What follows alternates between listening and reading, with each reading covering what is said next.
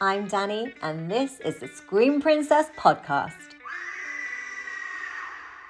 Hello there, everybody. Welcome back to the Scream Princess podcast. I'm Danny, and I'm here today with producer Charley McDougall. How are you doing?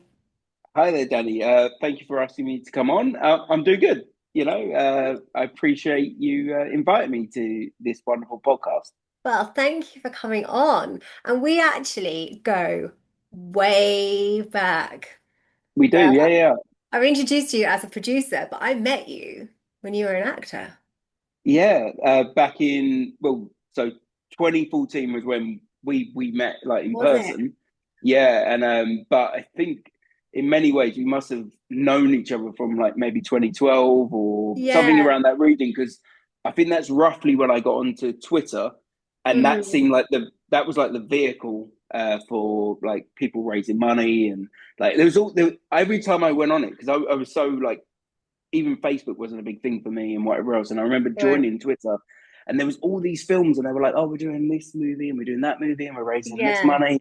And it was like, that felt like the new version of, there was things like Indiegogo, which I'm not sure if it's as popular as Kickstarter or anything, but Yeah. like that was a really big one.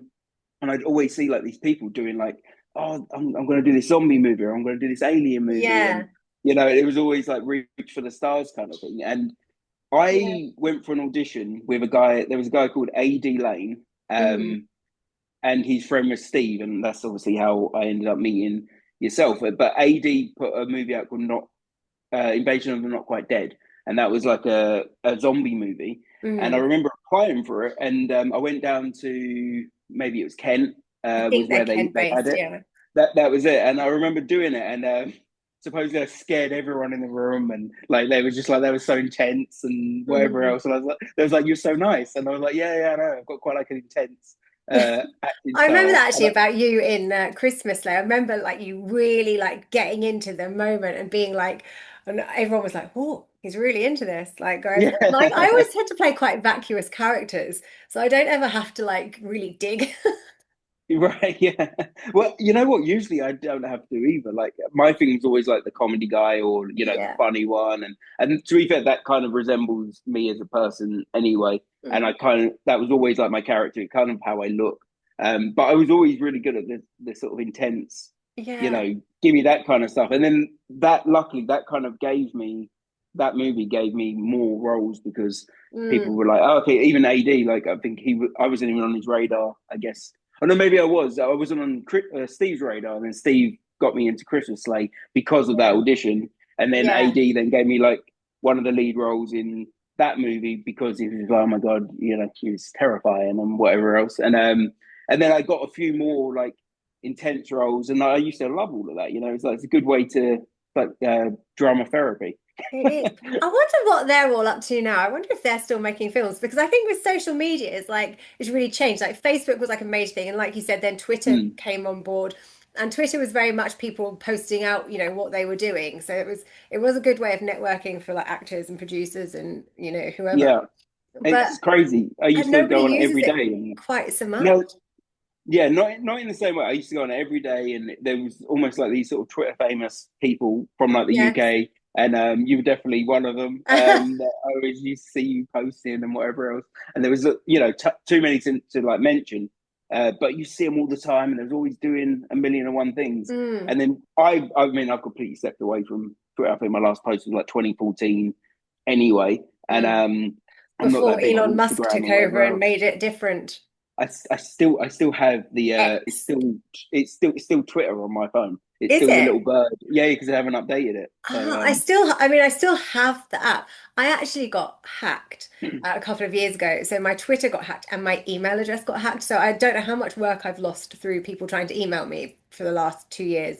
Because I can never get that back and I can never get Twitter back. And they were trying to hack my Instagram and my Facebook, but I cottoned on and I managed to change the passwords quick enough.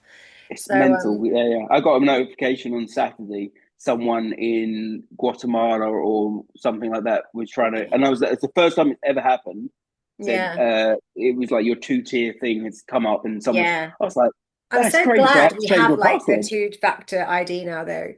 But I had exactly. to Yeah, yeah, start again with Twitter. So I have like way less followers than I used to. But I think it's had its day. I don't think Twitter's really the app anyone uses. I no, don't really no, understand TikTok. I'm not really down with the kids. I just don't get no. it. Like people miming along to stuff and and people want to watch It's that. I don't That's it. understand. It's its own thing, isn't it? I mean, I've got like a account to look at it, and I was like, I haven't done a thing with it again Yeah. because it's not really my thing. Like, even Instagram, I try and use it as much as I can, but I'm just not that. I'm a bit of a doom scroller with Instagram. Like I'll just scroll and scroll and scroll, and I think, God, I could have been really productive in that past hour. So I need to like limit You myself. got this research. Yeah, I need to put my phone on like away from me and like I don't know, do other stuff sometimes. That's it. Yeah, yeah. I know what you mean. If I'm in like a writing zone or something like that, I just have to put the phone aside, and it's basically just me, my laptop on my lap, and I'm just like hammering away and whatever else. But then you can find like 2 hours where you're like, wait, what happened? I picked this up for a text, and then I know. I haven't done anything for 2 hours I or know, whatever. but as soon So, as I finish scrolling, I start again. So I'll go Instagram, Instagram, Instagram, Facebook, Facebook, Facebook, back to so Instagram. Nothing will have happened in that time that I really need to know yeah, about. yeah. So, You never know. so we ended up out in Bulgaria Hmm. filming Christmas Day, which was it was a really cool experience because that was kind of early in my acting career as well. I don't know if that was for you. I'd done Serial Caller and I'd been over and I'd shot a film in LA and then I kind of came back and I think this was like early the next year. So it was cool. I think that's how I thought my career was going to go. I was like, I'm in LA, I'm in Bulgaria, and then it kind of didn't. It was like, oh, Oh no, no. I'm mostly in the UK. But no, I mean, it was a really cool experience being over there because I'd never been to Bulgaria before. Um, Same. Yeah, yeah. and I think I they'd loved it. they'd booked it because the film was set in Scotland, and they'd booked Bulgaria because they wanted to guarantee we'd have snow for this kind of snowy Christmas. And it was Yeah. really warm. Can you remember it was February and it was super warm? Sweating. It And was yeah, like, yeah, and until the night. I mean, because I don't know if you yeah, remember, I had a scene and I was in a vest, and that was it. yeah. And I was outside, and we had to do that scene like 2 or 3 nights running. And then at night the floor was frozen, and they had to like drag me dead across the floor. And then I took my top off, and everyone saw it. I literally had like scratches, like blood scratches all the way up my body and wherever else. And I was like, God, You were the quite things that we like do. unlucky because I died inside. So I You died in the did, yeah, yeah. warm. I You had a was candy cane in your eye. No, that wasn't me. I got the Was that tinsel. you? I got strangled with the tinsel. Tinsel. Who Who's who the was the candy candy cane? cane? Lydia. Lydia got the candy cane. Yeah, I Yeah. was strangled with tinsel. And I've been strangled with tinsel. No, I've been strangled by Santa again. And not with tinsel, but I have Out had of a work or I know, it's a niche death. It's happened to me twice. yeah. But no, that was a cool experience. But how did you first get into acting? So it was always something that I wanted to do. So I went I did drama from like a young age. I did like theatre and whatnot. And then I went to college, I did a BTEC. Then I went to did a BA in drama when I went to university. I did a master's degree in contemporary theatre. And then I went to drama school. And then after that, it was about 2010.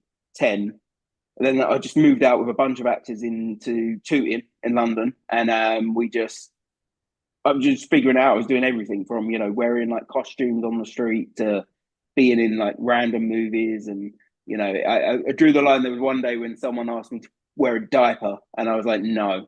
I'm like, I'm not doing that. Like there was just kind of like there's levels to this kind of Do you performance know there art is and all of jobs though, that. like when you're an out of work actor or jobbing actor and you have to take jobs to pay when you've got bills. Like it's Yeah. like, okay, where's my dignity? Do I need to pay my Uh, bills or do I need to have dignity? No, I need to pay my bills. they always pay the most ones that like take your dignity away as well. Yeah, There's like there's always that sort of like fine line of should I yeah, do it or should I not? How many people are going to see this and yeah, to yeah. get Will, away with will it? this ever come back to bite me later in life? That's it. So if it's in live in person, you can kind of most of my really embarrassing stuff was walking around London like a muscle man costume or That's something kind of like that. lucky. Yeah, Yeah, yeah, exactly. And to be fair, no one was really posting back then. There's 2010, 2011, and whatever else. yeah. So I remember once I saw some people from like my school in Bank or somewhere, and I was like, I'm going this way. I was like, I don't know how that's happened, but I'm going this way because there's no way I'm there and they see me in this random Arnold Schwarzenegger But muscle you man have to costume. just remember that Brad Pitt once dressed as a chicken. Well, there we go. That's So he did like the promo stuff dressed as a chicken for a chicken shop. So, everyone's done it. everyone's got their story. Yeah, it's true. And then when did you decide that? Because I mean, you've completely given up acting, haven't you? So, Yeah, yeah. I mean, do you ever think you'd go back? I mean, because I think you can never say never because you just don't know what's No, gonna like happen. I feel like lucky, like it's in there if I need it and whatever Mm, else. And I feel I understand it from both ends of the spectrum. I feel like I'm a really understanding producer. I get it, like from the acting point of view, because I've done it for 6, 7 years professionally.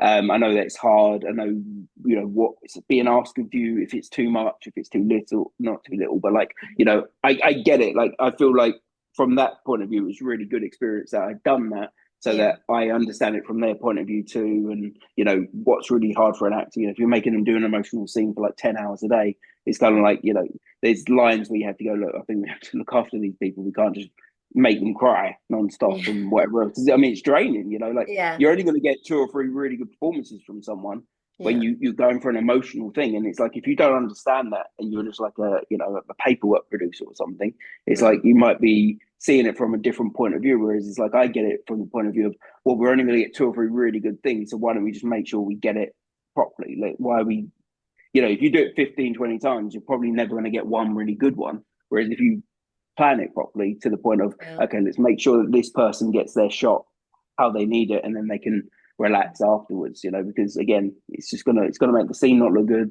The cast probably aren't going to feel it, and all that kind of stuff. There's nothing better than when the cast are all in the groove and whatever else. And Yeah. yeah, so like I say never, but it's in there. And I've a million times been pulled in for like cameos. Someone's pulled out on the day, or oh, this has happened, or oh, we need an extra person here, and I'm like, my lord, and I have to come in and kind of like working whilst in the background of a film or whatever else. And you was told it was going to take an hour, and you're there for like 7 hours, and you're like, I've got really important stuff to be doing in like the office and wherever else. But from that side of things, it's fine. And I do get like asked every now and again.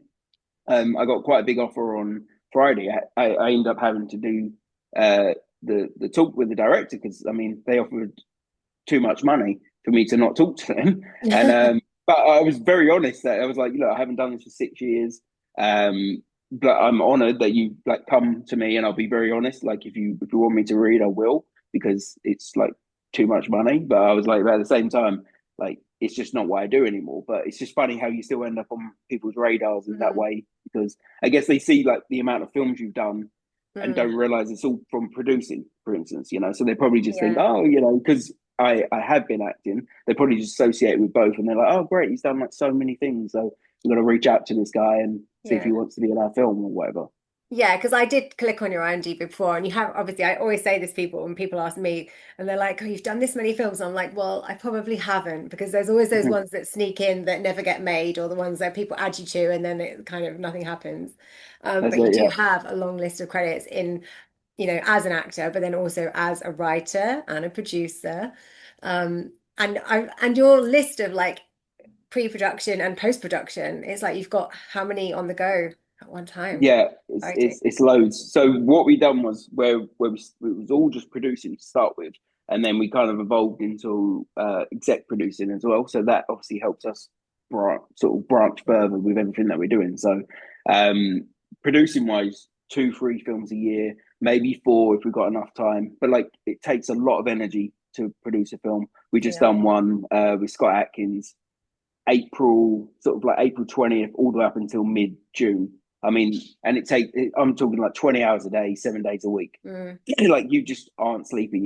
You're in it. Yeah. You're 24/7, and you physically can't do 10 of them. There's not that amount of months in the Yeah. year to do 10 of them. So we got into like exec producing that way. Someone can present us with a package that works. Maybe they've either got an actor attached, they've got sales attached, they've got a tax credit calculation that works, or something else like that, a business model, and we get involved. And that's why we've been able to do like multiple films in a year. I think we ended up doing 16 films last year. So it's Right. kind of like it builds your credits very quickly in Yeah. that way. But we see it from a very sort of business point of view as well. So it's not just do as many as you can and hope. It's very sort of like, everything that comes in, if it makes sense and we see that there's a profit line and then a business plan after that point, we think it's viable, we'll do it. And so it's been a very busy couple of years, because in the last 2.5 years, that's where we've really ramped it up in that respect. We produce what we really want to do, and then we exec produce business things. So it'll go from maybe a Bollywood movie to something animation, to something that's completely not what we would do, like a marketing deal. We've done marketing deals for really large films. Yeah. And again, so it's kind of like we're open to anything as long as it makes sense on a business model, where we'll do it. So what made you decide to go from acting to producing? Like what made you take the leap? So it was so what made me basically stop acting was money, really. So I was doing 2 or 3 really good films a year, working with some really great actors, and then but it just wasn't enough. So you get, life happens, you want to get married, you want to partners, all of that kind of stuff, and it's kind of like you get to the point where I'm like, well, I'm scrimping and scraping to Mhm. just sort of be in this industry. And it was like 2015, it really sort of like hit me where I was like, this isn't working out enough for me. Like I'm doing some really good stuff, but I'm not doing this just to sort of say I'm doing really good stuff. I want to be able to do really good stuff, but also have an income. So then Yeah. I started getting really into the writing, and then with no training, just sort of picked it up in my own sort of way. And then the writing was the same kind of thing. So I was taking the writing, I was taking it to directors or producers that I knew, and they'd be like, "Oh, this is great, we'll do this, that, and the other." Then a year would go by. "Oh, don't worry, it's happening." Blah blah. And I was like, oh, "Okay." And I was like, "Wait, this is like being an actor, but just like the opposite version of being an actor." And so then I was like, writing's just the exact same thing. You need to, physically do it. And then my current business partner, Jamie, he was really more like from 2016 to 2017, he was like really in contact with me more than he ever was. I met him around 2012, him and his current business partner at that time. And then I sort of showed him a couple of scripts that I'd done. They really liked them. We sort of had back and forth. We never really done anything. Then I think it was around 2014, they took me to Wales. I wrote a script for them. They really liked it. And it just sort of evolved from there. And then they opened like a TV company, Mhm. and from the TV company, I wrote something for them. And then Jamie was like, "Okay, look, now you've sort of been into this and you kind of understand it a bit. Why don't you try and like become a producer with me?" And I was like, "Oh, I've never really thought about being a producer. It doesn't really interest me. I've always Yeah. sort of What been do like they do? 100%." And I was always like the creative side. I was always either an actor or now, sort of giving myself the title of writer, because I've never done anything. So I was like, I'm a self-made writer that hasn't made anything.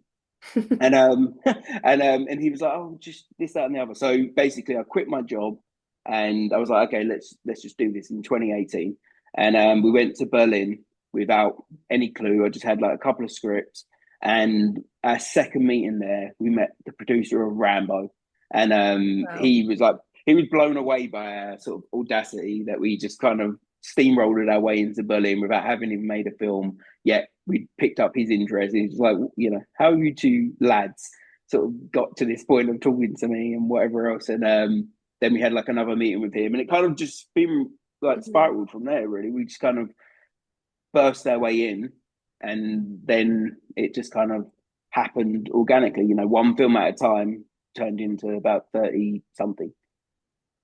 So would you say, because I know you've done stuff in all genres really, but would you say you kind of lean towards the horror genre? Yeah, like horror is my favorite. And it's been one of those things where in the last couple of years, horror has been one where I kind of almost had to like step away from slightly. Not even just through commerciality or anything else like that. The opportunities have just been there for certain other movies. Hmm. Um, Action, for instance, the last one we just done with Scott Atkins, for instance. Like, I mean, that's a big action movie. It's sort of akin to Rambo meets Hmm. Taken type of vibe. And then before that, I did a Christmas family action comedy, and which I never, even though I love comedy, and that's kind of like my day to day Yeah. lifestyle, how I am. I've never And actually written tell me comedy what this one's before. called because I feel like I've seen it. Is it the one with Liz Hurley? Oh no! It's No. so it's not out. It's not out yet, but it's Oh, called okay, that was Jingle. a different one. It's called Jingle All the Sleigh, and Oh, so that so sounds it's almost like it could be a horror though, because of the I sleigh. know. No, exactly. So we've got a few titles where we might change it just for that sort of situation of Mm. making it a bit more PG and whatever else. But we was going on the Jingle All the Way sort of vibe, Yeah, and everyone loves the title. But then I think I might keep that title for something else and bring it into, because the film's not released yet. And but that's a really fun movie. It's about a right. hitman. He's trying to have the perfect Christmas with his family, and his big Don mafia boss ends up wanting to put a hit out on him, but his family doesn't know he's a hitman. So he's ended up having to kill all these like assassins and whatever else whilst he's still trying to have the perfect Christmas. So Right. they're upstairs like singing Christmas carols. He's downstairs killing a reindeer, and he comes back upstairs and has the perfect Christmas. And but it's very sort of Home Alone kind of. There's no Right. blood, there's no gore. It's very squeaky clean and very absurdly funny. Ah. But you always keep getting dragged back to horror. Always getting dragged back. I mean, it is my love. You know, every time I Yeah. watch a horror, like last year I watched Longlegs, and then I loved it so much, I went away and I wrote like my own sort of like 90s uh horror in the sort of same vein, because I was like, oh my god, this is just sort of like triggered something in me. And obviously I wrote Aladdin, and that's something that we're going to do this year. Mhm. I've got probably like a stack of 9 or 10 anyway that I just had. Some of the original scripts I wrote back in the day, I Yeah. still haven't even made yet, because we ended up just, it's kind of like, it's easy to say, oh, we'll just make this one next. But half the time, it's like a business thing. It's whether, Something else comes up. maybe, exactly. And you might work with sales. We've had like moments where like either a distributor or a sales agent, they're financing the movie, or they're at least putting contract or paperwork against your product, and they'll tell you what they want. So you end up making that movie. Hmm. Or an actor's available. So like with Deadly Games, which is an action movie, that's our next movie. Cam, he loves the script. So if the actor's available and he wants to do it, that sort of, again, it veers you into what you're doing. So Yeah. even though you might have on your list what you think you're doing in a calendar year, I mean, everything we planned to do this year has not happened. I was going to do Yeah. another Christmas movie in January, and we ended up, doing what we're doing now. So it's kind of like, it's just funny how Yeah. whatever you plan to do, it's like it's very rare that you end up doing it Something the else. exact same way. Do you think horror is easier to make as in independent films because of the fan base? I think so. I think horror fans are very loyal, Mm. and even to the sort of maybe the detriment of the fact that they're never always.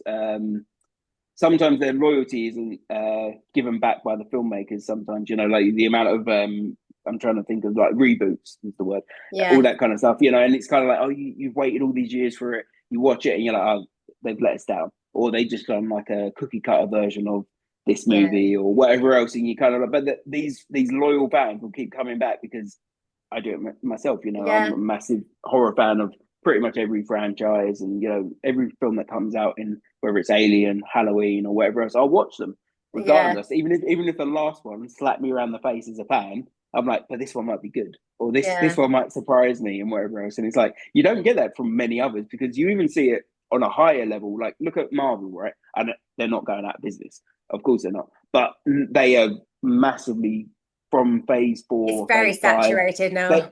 Exactly, and it's like, but you've seen it in the numbers as well, and to the point where they've had to stop TV series and Hmm. films. Like the amount of them, they're having to like go, okay, we need to go back to the quality over quantity kind Yeah, of because I find variety. some of Whereas them just lack the story, and it's like, here's your characters, and it's that's like, it, but yeah, what's the story? Why is that a that's it. movie? It's just money, they know It that people are going to is. watch. They just think they just keep plastering the same things, and the same people will come out in the same numbers. And I think when you're going for like a big, wide commercial based audience, they'll tell you straight up, "Oh, we ain't coming back." I just took my wife, my two kids. They all had popcorn. They all had this. Yeah, I've done this 3 times for you, and you've let me yeah, down three it's not times. They're cheap a just like, trip we'll to the watch it. cinema now. That's it. We'll watch it on Sky, or we'll watch it on Netflix or Disney Yeah, Plus or whatever else. Whereas I feel like a horror fan will still go to all the festivals. They'll still go. They'll still buy yeah, the DVDs. They'll still like. they still put themselves up for that sort of disappointment. With I'd like say we horror are fans are very much still expecting. collectors of physical media though as well. Yeah, Whereas a lot of other people will just watch on the apps or, whatever, that's it. Disney Plus or Yeah, yeah. I however love I many. love like the physical. I've got so many things where I buy them and just I never even open them and whatever else. So it's just I just like Mm. having them. I guess I've got like a collector I'll buy thing stuff about if me. it's like an absolute favorite, but I just don't have the storage space. I had more space before in like bigger units, and I just got rid of so much, and I was like, I'm not allowed to start filling my shelves again because, That's it. Because I you was gonna know, say you got a little bit of it's a gap up lot. there. You can like make a few shelves Yeah, and no. That's the only thing about physical media, though, isn't it? It's like I much prefer it to, to watching it on because you never know how long it's going to stay on Netflix or how long it's going to stay on that's Disney it. Plus Yeah, or yeah. whatever. But at the same It's all time, like it's like it does make sense for the storage.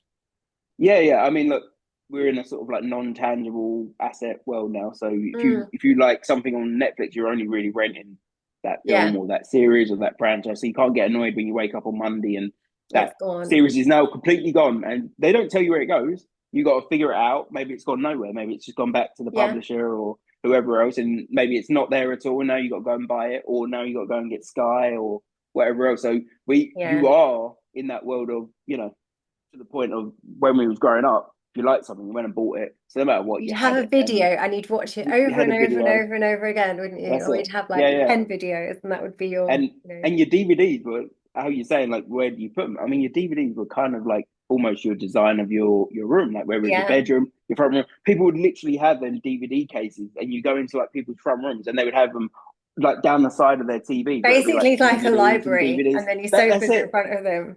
It's kind of crazy that that's how a lot of like early millennium front rooms used to look was they would have Yeah. their DVD DVDs and libraries. CDs, and they'd be in those That's it. IKEA like That's units. like, and you would go up and you'd walk and you'd almost like judge them by like what they had. And then You know, really I was like, anal oh god, people used to alphabetize them. yeah. You know I what? I didn't. tried to, I tried to get into like some kind of order, and I remember at uni, like you'd always like lend it to someone, and then before you knew it, like your DVDs, it'd be like Alien would be in this one, and then that movie would be in this one. And you'd be like, oh, I can't even keep up. I don't know where these DVDs are anymore. They're like the CDs are just kind of. It's like one game after another. You have to open this one to get out, and then okay, open Predator. Predator's got this. So open this one. It's oh my god. Well, I So tend to it's keep take like me my forever. horrors together and then like my maybe comedies. So I kind of know what mood I'm in. I know how to kind of find what I'm looking for. But I do get cross with things and put in the wrong cases. And it Case. doesn't happen It so much kills with me. DVDs, but in my house, records or vinyls, they get put back Sure. in the wrong cases. And I'm like, but why? Why don't you put one back when you take the next one out? Like you don't take one out and put the last one back in. That it just makes no sense. I get very cross. No, no, I agree with you. You should have that written and put above the Yes, record player. put things back. That's it. Put thing back or leave. So what would you say is your favorite decade for horror? Uh, 80s. And I 80s. say that because probably watched most of it in the 90s. Yeah. 70s is there, like obviously Alien and whatever else at the back end of the 70s. But I would say 80s is probably the sweet point for most of the horrors that I've watched. Even today, like when I go back and watch stuff, I feel like the 80s is like that's the kind of era where cinematography was also at a point where it was much better than it was, in the late 60s, early Mhm. 70s. And but then the 90s is like my favorite era in terms of like all cinema. Mm. I would like go to the grave with that's like the golden era of Yeah, I cinema. very much And love the 90s too. The I late 90s, same early noughties.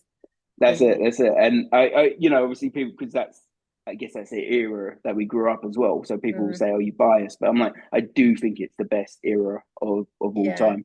Just before digital came in, it's like the golden age of film, and every movie was incredible. You even look. I'm not a massive Oscars person, but you look at the Oscars back then. It's like every film in the list, everyone watched and everyone loved, and whatever else. Was sometimes now Yeah. you get the Oscars, and I'm like, okay, I've watched a couple, but it's only because I've got the membership and I had the time and whatever else. And it's kind of like Yeah. I feel like some of now these it movies are depends cool. like when they release films, it's like if they're released in a certain little period, those will be the ones that are getting put up for Oscars or, whatever other Yeah, yeah, yeah, awards. yeah. Like it's very, January to March is like Oscar season, and yeah. I feel like they specifically put their movies out in that period of time because it's kind of like a downtime. I mean, if you want to watch a drama or whatever, it's definitely going to come out in January, February kind of Yeah. time. And like I say, a lot of them. I mean, there was a couple. I know it was like 2 years ago, and I was like, "This is one of the worst Oscars lists I've ever seen." Obviously, it's subjective, but I'm like, we grew up in an era where you had like Green Mile competing with like huge movies in that year itself, and you're like, oh, they didn't even get, like these all six of these could have won in their own right in Yeah. another year or whatever else. Whereas you look at some of these years, and you're like, yeah, it's either this one or this one, because I mean the other four just feel like they're maybe because the political nature of the movie, or maybe Yeah. it had like a strong message, and you're not allowed to say anything either or about it, because then you get cancelled. Yes. Well, we're out of time for part one, so I'm going to give you a short break and I will see you back here in part two. Yeah, lovely. Well, thank you, Danny, and I'll see you in a little bit. Welcome back to the Screen Princess podcast. Hello there, welcome back to part two of the Scream Princess podcast. So, before we left off, we were talking about our favorite decades for horror. What would you say your favorite modern horror is that you've seen? Like something that's come out in maybe the last couple of years? Long Legs is my favorite. I Like, haven't seen it. it might be my favorite of like all time. I just Really?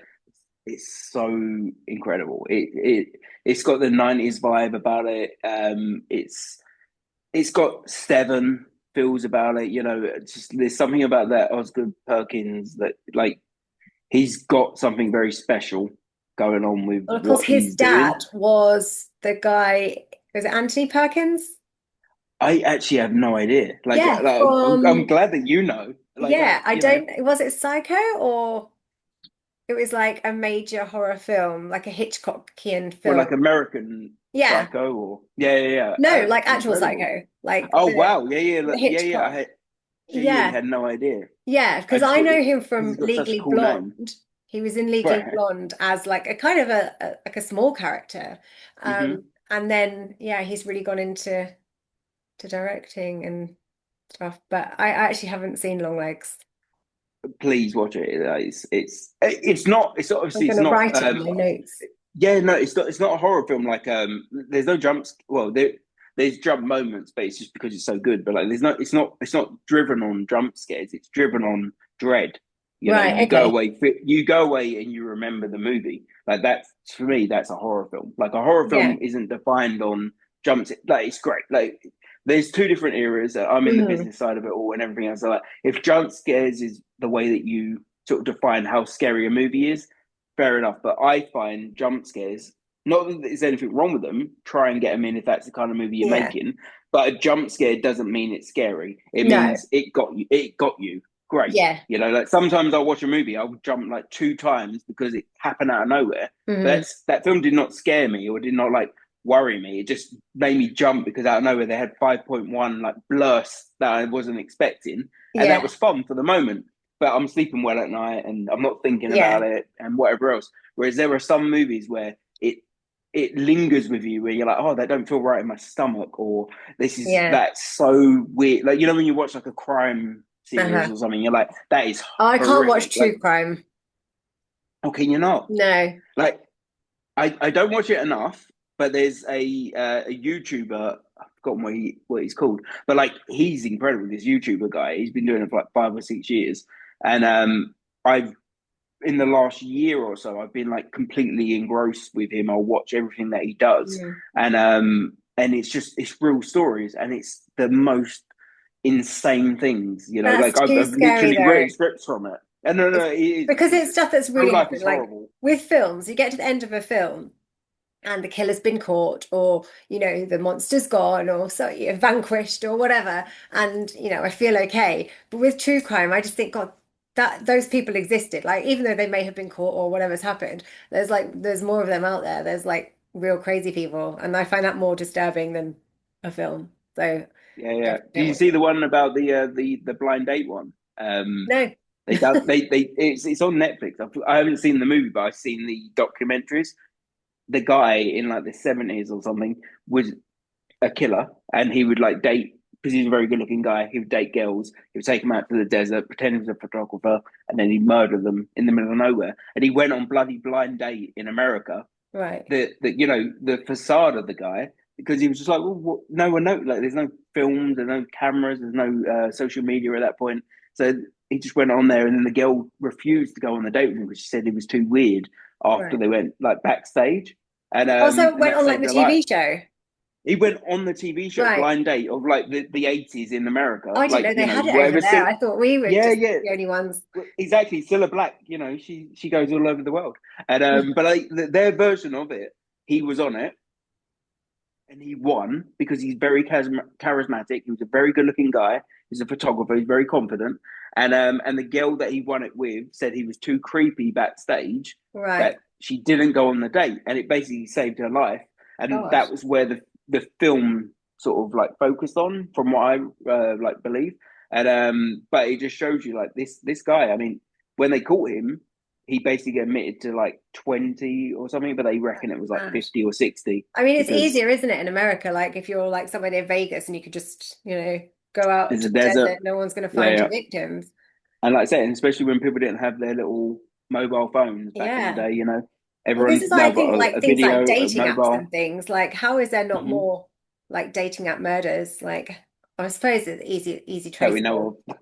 Well, Um, yeah, I mean, yeah, I would never have joined one. I was like, no way, not for me. They're too scary. yeah, I'll get murdered. yeah, yeah.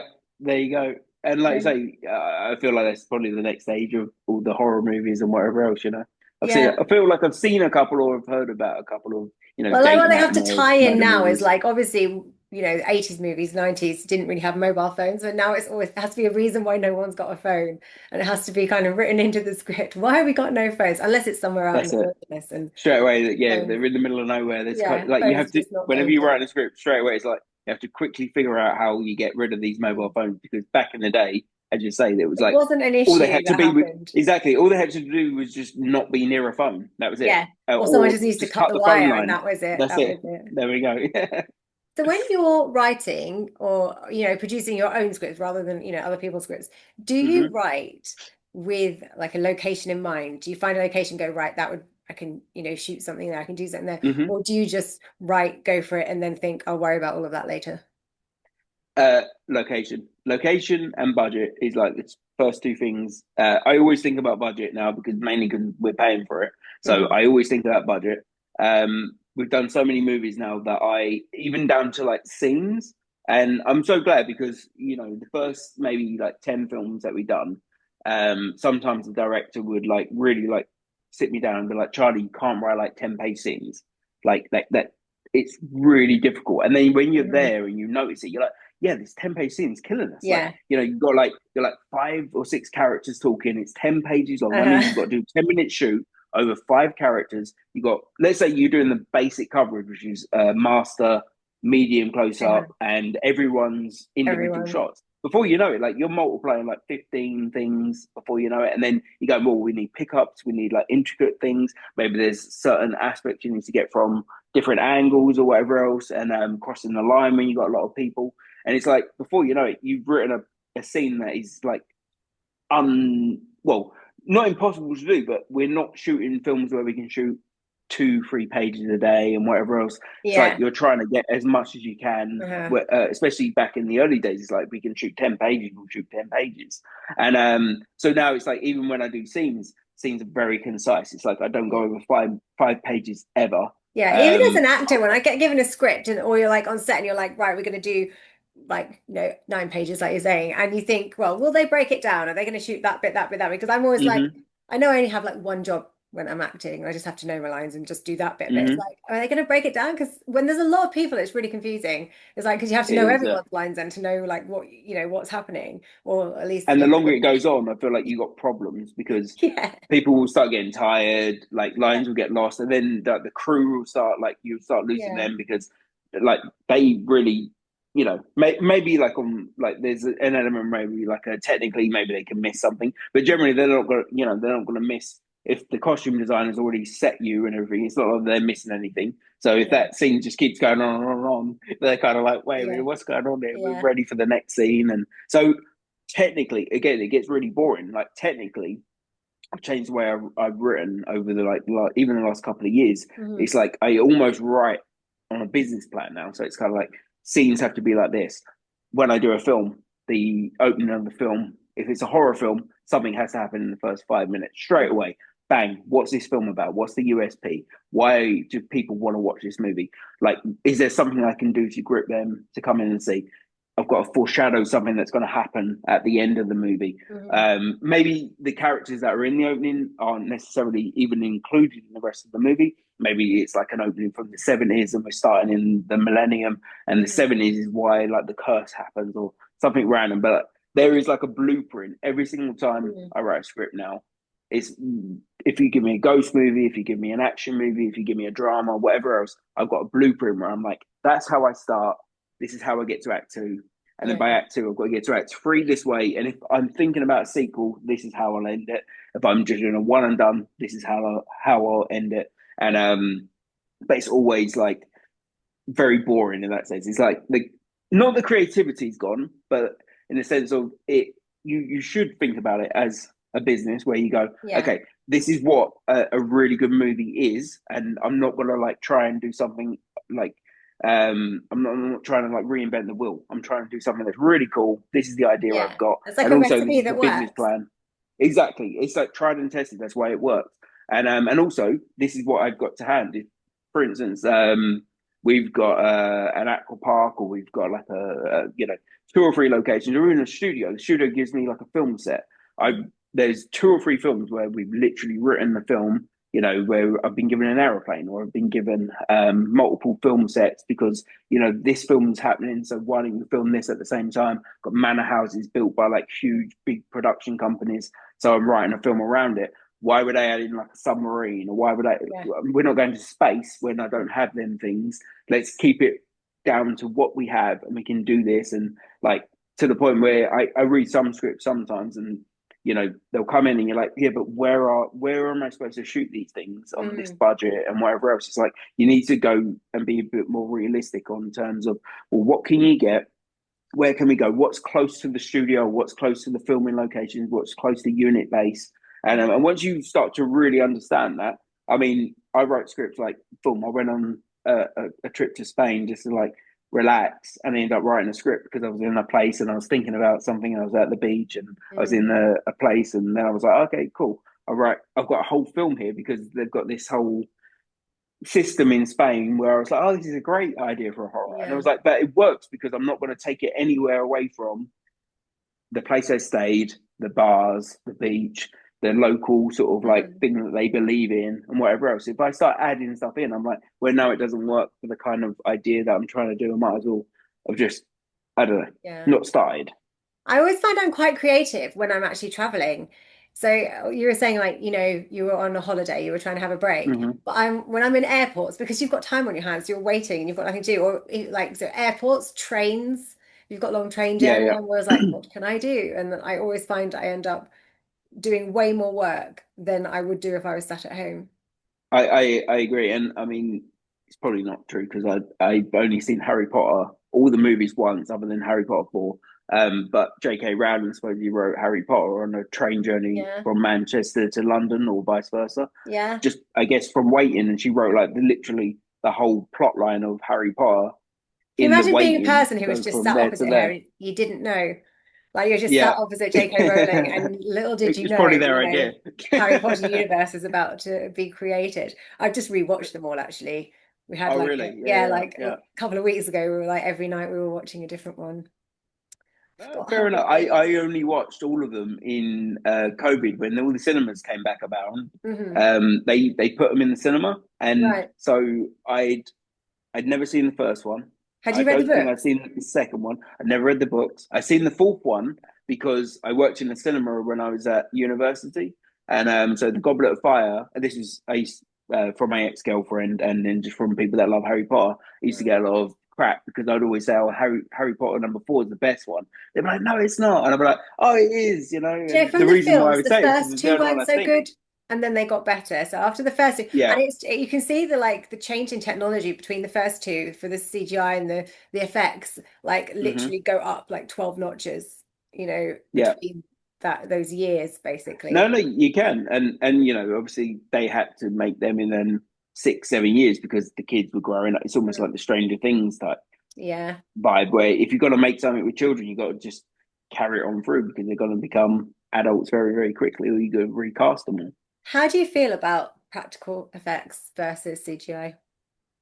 Well, I prefer them all day long. If I think the practical effects are too hard, I'll try and think of, is there a way to mask the characters?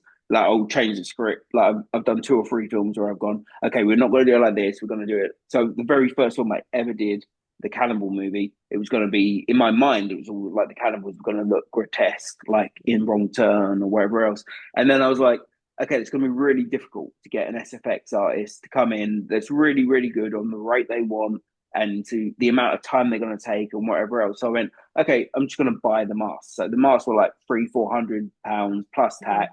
So they were probably like 500 quid each. So we put like an investment into the image, but at least they're consistent from that point. Yeah. So they looked really, really good. And if we decided one, if we was going to do SFX, one, that would have cost a lot of money to make them look as good as that in person every single day. And And then then, two, yeah, if you can say time as well. time exactly, and then if you said, okay, we're going to do CGI, one that's like a, how good is that going to look? You know, you never know until the end. Mm, And we've even had like films sent to us recently where they've shown us stuff where it's like, okay, this is the makeup how it looks now, but the makeup's going to look really good when VFX comes in, and you're like, I'm not a VFX artist. I can't sort of get involved into like the sort of fundamentals of how this makes something look better. mm, But you know, where it comes to like rotoscoping and all that, I'm like, these guys are moving. This is not a plate shot. You're moving around. The camera's moving around, and mm. you're saying your face is going to look different through VFX. I'm like, I ain't got a clue how you're going to do that on like a smallish budget movie, and you're going to make Yeah. that look really really good. So then I just go, well, you're probably going to tap out, and it's going to be just an average looking, Mm, makeup or whatever else. And it's like, so for me, I'm like, we've got a couple of things coming up where it's all going to go into the SFX because that's the start. If you've got mhm. like a bad guy or the shots are like Terrifier, for instance, the director that's coming in for one of our movies, he was in Terrifier 3. So he's got that the sort of the inner knowing of Right. how it went down and whatever else. And Damien basically blew up because he was an SFX guy himself. So he brought all of that into everything that he'd done. And now it's kind of like, well, their movies, they deliver on what they are. You go and watch a Terrifier movie, you're going to get Yeah. incredible SFX. So I that's haven't if seen the you're last selling the one yet. movie I that haven't way. seen three. I haven't seen it. That's what Bradley's in. I No, I need to haven't see seen it. it. I will watch it. I haven't seen that one yet. Same. I need to watch it at Christmas though. It feels weird to watch. I've got two Christmas movies coming out this year. One because we made one last year, and then the other one with Jeremy Piven and Elizabeth Mitchell and Connor Esserson from Spy Kids. We was trying to get out last year, but we just missed our Mm. sort of window to get it out. So I've got two Christmas movies coming out this year, as well as Competing I'm like, against yourself. that's it. That's it. I look like I've done it on purpose. I'm like, literally, I've never made it. I've only made two Christmas movies in my life, and two of them Yeah. coming out at the same time. And then obviously with Terrifier 3, I mean that's a Christmas movie in itself. So I'm like, I just have to give it like another month and a half. Once September hits, Yeah. everyone can get into Christmas mode because that's Yeah, when because Halloween Tesco and stuff's everyone already in tells the you it's shops. Christmas. So like if we're doing Crazy, Halloween isn't now and it? it's August, then you can Yeah, do yeah. Christmas in I haven't got September. any. I haven't got. I mean, Halloween should be all year round anyway. I But agree. I agree. it's when you get to like even January is like Easter. Like you go into Yeah, January, because it's I like don't all the care Easter about stuff's out, and Easter. no, It's like, same. ugh, Easter. I couldn't care less. And Yeah, now shops like Easter. literally have rows and rows and rows of like Easter decorations, which you never used to get. And I just think Yeah, Easter's such a crap holiday. Because it's so bad. Yeah, yeah. yeah, like I mean I like I'm with you. lambs and baby chicks and bunnies, Yeah, but like I yeah. just I don't like chocolate, so that's kind of out for me. And I don't like church, Same. that's out for me. So, at least Christmas I don't like They church. I won't like let you presents. in. They're like this. They Yeah, let you try to come yeah. in. No, no, I'm allowed in, but I don't, it's not fun. It's just not fun. Done my time. My mum used to drag me every Sunday and I hated it. So I Yeah, feel like I'm going to heaven. I've done my bit. I'm now that's it. free. Yeah, I was baptized as a kid. That Yeah, I'm they now forced me. I didn't really get a say in the man, but exactly. I'm now free to do what I like. So which of your films, out of your films that you produce, would you say is your favorite or you're most proud of? uh, Jingle All the Sleigh. It was so much fun. It was never on the cards. We was going to do. I can't even remember now. We was going to do something else, and I had a phone call with Nick, who's the lead actor. Eventually, like the lead actor in it, I had a phone call with him. We just chatted about '90s movies, and we were just like talking about from Jingle All the Way to sorry Halloween, Home Alone, and whatever else.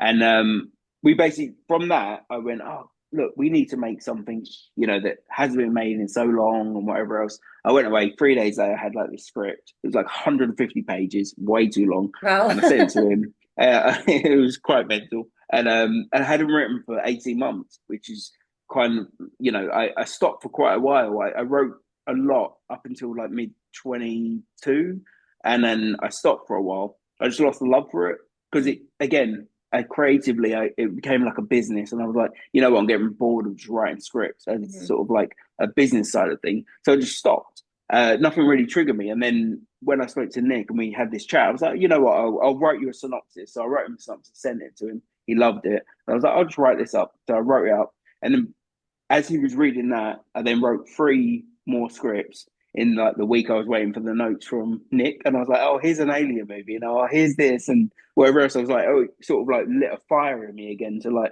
write because I thought I'd given up on writing. I was like, you know what, I'm a bit bored of writing at the minute because I've written so many things over the last few years that weren't passionate about. I was just like, okay, I'm just gonna write it for whatever else. So then I was like, okay, how can I be passionate but also bring them into a business plan? And Mm. that's where I'm at now.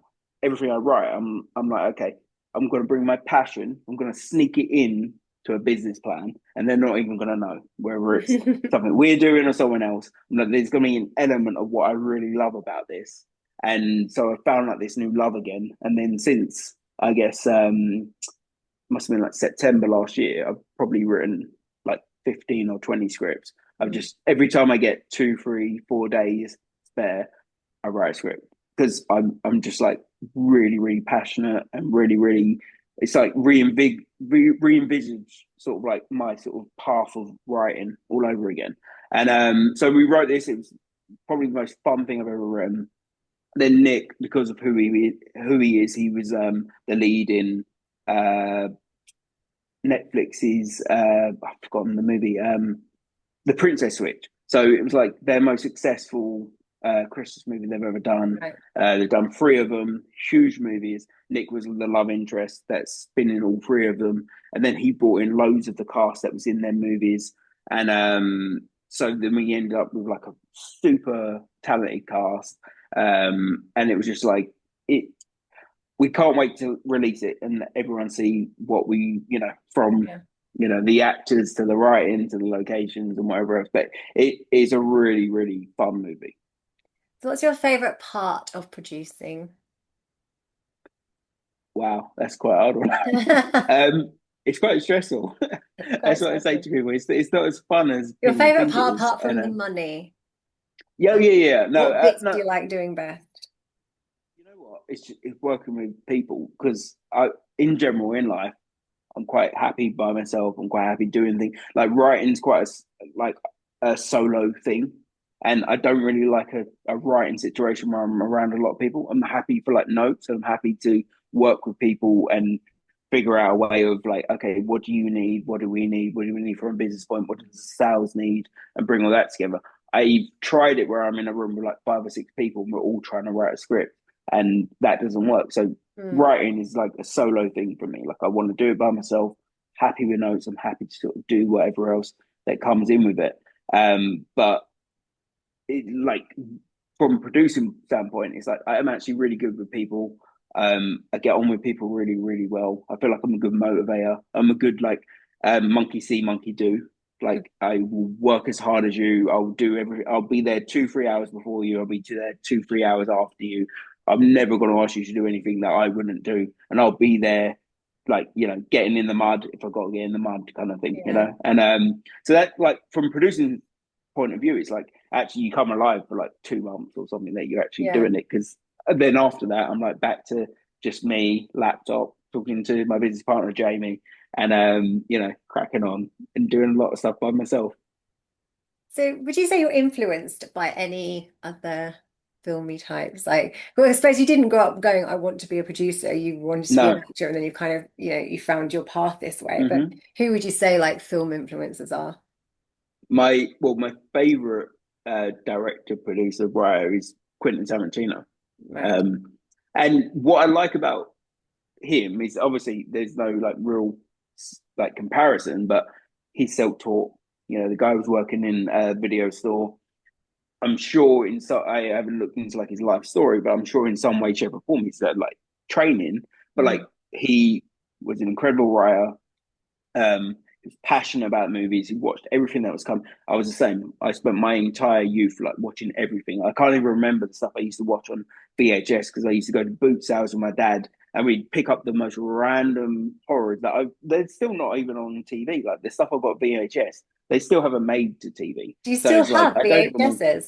I've got VHSs up in like Wow. everywhere. Like I love VHSs. Actually, I can't wait for more systems to like come out where we can start putting I feel like they VHSs should back make a into. comeback because vinyl's cool again. So I feel like, That's it. That's why it. aren't Like, they doing VHS? why is a VCR player not coming back? Yeah. And why can't we get like a plasma TV with a VCR thing Yeah. on the side or whatever else? Or at least an attachment to go into it. Mm. So I'm with you on that big time. And I loved going to car boot sales and getting the most random movies ever, whether they were like bootleg or real or whatever else like that. Watching all sorts. So if Yeah. money was no object, so budget no object, Mm. who would you like to cast in your films? Okay, so this is quite upsetting because the actor that I always wanted to work with was Michael Madsen, and he just Oh, died. And some everyone that knows me knows that Michael Madsen. Michael Keaton is like my favorite actor of all time, right. but Michael Madsen is probably like the actor where he would suit what I would do more than Hmm. anything as my favorite actor. Whereas Michael Keaton, I would probably have to bring him into some kind of like drama or thriller or whatever else. Whereas Michael Madsen was like I always loved Michael Madsen. I always thought he was like the most incredible actor. And obviously as the years went on, his value went down and there was always stories that you heard about him and whatever else, like be careful as a producer and whatnot. And but so Bradley, who's my director, he'd done a film with him last year and he said he's the sweetest guy, he's so lovely. And I was really excited because there was a moment in a film that we'd just done this year Mm. where he was in the running to be one of the actors in it. Right. And the reason why he didn't get it, and I'm not going to get into the technicalities of it, it was to do with he couldn't make it to the country that we were in or Right. something like that. And that would have like been the icing on the cake. And I remember when he died, I sent it to like my business partner, and he straight away was just like, "Oh no, Charlie, I'm really sorry." And it's like Oh. he obviously to say that to someone that I didn't even know the guy, Yeah, and it was but like, yeah, still, yeah, like he was on my list of he was especially someone if that you'd I been in talks. Yeah, yeah, it's yeah, really and it's sad. and it's like I feel like actually this isn't even like sort of talking out of turn. It's like I feel like if we pushed it, we probably could have got him into something Mm. else. But you're always listening to sales, you're always listening to what they want, and that's the reason why there's been two or three times when we haven't gone that way, where they've said, "Oh, don't worry, go with this person or go with that person." Yeah. Whereas if it was just completely our thing, I think we probably would have had him in something because the movie that our friend was in with him, we could have afforded that for some of the movies that we've done.